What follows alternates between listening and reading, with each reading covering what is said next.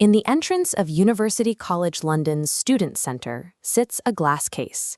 Inside is the preserved skeleton of Jeremy Bentham, dressed in his own clothes, padded with hay, and topped with a wax head. Bentham requested this in his will. He called it an auto-icon, and he wrote a pamphlet arguing that the dead should make themselves useful. Dissection advances medical science. Displaying the body eliminates the need for expensive stone monuments. The whole procedure, he claimed, diminishes the horrors of death. Even his corpse was designed to produce a net benefit. That instinct, to measure, weigh, and optimize, drove his legal and social reforms. The Britain he lived in was tearing open.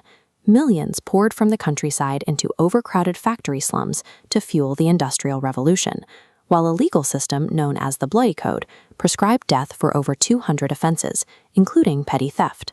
At the same time, the Enlightenment had spent a century eroding the Church of England's authority. By 1789, the French Revolution proved that ancient aristocratic privilege and inherited power could simply be overthrown entirely.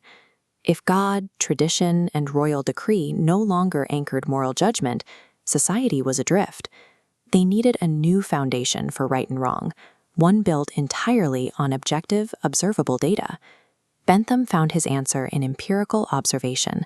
He wrote, "Nature has placed mankind under the governance of two sovereign masters, pain and pleasure." Continental philosophers like Kant argued that moral duty is what matters. Bentham rejected that. Consequences are the only thing that matters. To make this precise, he proposed the felicific calculus. For any action, you measure the resulting pleasure and pain across 7 specific dimensions. You look at how intense the feeling is, how long it lasts, how certain it is, and exactly how many people are affected. You add up the pleasures, subtract the pains, and the action with the highest total is the right one. Because everyone counts equally in the math, the outcome shifts when applied to social issues. Applying this logic to slavery, the extreme physical suffering of thousands cannot be outweighed by the financial convenience of a few. It transforms animal rights into a mathematical question. The issue is not whether they can reason, but whether they can suffer. Bentham had built a system that stripped emotional bias from moral judgment, replacing it with democratic arithmetic. But the same logic could rationalize something darker.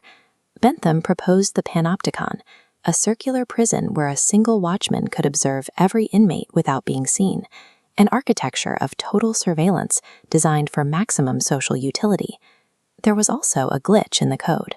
If only the raw quantity of pleasure matters, then a life spent in simple, physical contentment is mathematically equal to a life filled with deep intellectual and moral struggle, provided the pleasure totals match. His student, John Stuart Mill, inherited this framework, but he argued that the quality of the pleasure matters just as much as the quantity. To prove it, he offered a test. Ask anyone who has experienced serious thought and honest friendship. None of them would trade those experiences for an unlimited supply of comfortable ignorance. "It is better to be Socrates dissatisfied," Mill wrote, "than a fool satisfied."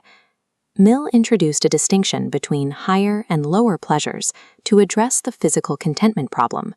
But by adding qualitative weight, he also threatened the pure objectivity Bentham had tried to build. In the 20th century, philosopher Bernard Williams proposed a scenario that targets a specific blind spot in the machine, the role of the individual. He asked readers to imagine a man named Jim who stumbles into a South American village. Jim finds a captain about to execute 20 prisoners. The captain offers a deal. If Jim personally shoots one prisoner himself, the other 19 go free. If he refuses, all 20 die. The mathematical output of the calculus is immediate. Shoot the one, save the 19. One death is a better outcome than 20. But the calculus treats Jim as a channel through which the optimal outcome flows. It struggles to account for the fact that pulling the trigger is his act. It asks him to step outside his own identity to calculate, but the person who steps back in is not the same. You run these utilitarian calculations constantly. You vote for policies because they help more people than they hurt. You weigh the cost of an honest conversation against the pain it might cause.